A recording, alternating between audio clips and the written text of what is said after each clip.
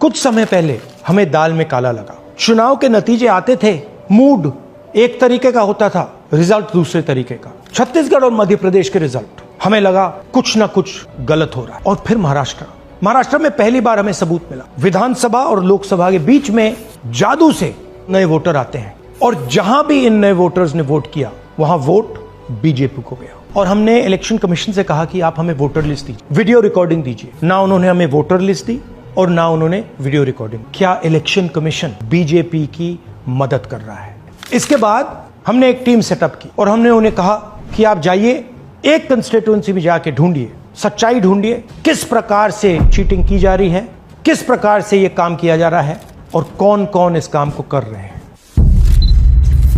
जांच ने 5 तरीके की चोरी पकड़ी है।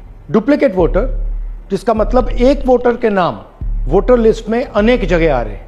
फेक एड्रेस, मतलब एड्रेस है ही नहीं या फिर हाउस नंबर 0।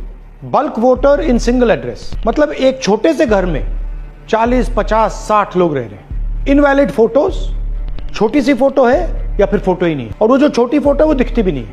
कौन है, किसका चेहरा है, नहीं पता लग सकता। Misuse of form 6। Form 6 first time voters के लिए होती है, मतलब जिनकी एज 18-20 साल की हो, मगर वोटर लिस्ट में 90 साल के लोग फॉर्म 6 का प्रयोग कर रहे हैं। ये जो कागज हैं, ये एक लोकसभा के कागज नहीं है, ये एक विधानसभा के कागज है। और इन कागजों को हमने मैन्युअली सॉर्ट करना पड़ा और पूरा का पूरा काम जो हुआ है इसमें 6 महीने लगे हैं और एक असेंबली सीट में हम ये काम कर पाए हैं। क्यों? क्योंकि हमारे पास अनलिमिटेड रिसोर्सेज नहीं है, इसलिए हमने ये रिसर्च सिर्फ एक लोकसभा में, एक विधानसभा सीट में की। मगर मुझ में अब पूरा भरोसा है कि ऐसी 100 से ज्यादा सीटें हैं हिंदुस्तान, जो यहां हुआ है उन सीटों में भी हुआ है। और याद रखिए, अगर बीजेपी को 10-15 सीटें कम आती तो आज नरेंद्र मोदी प्रधानमंत्री नहीं होते, इंडिया गठबंधन की सरकार होती।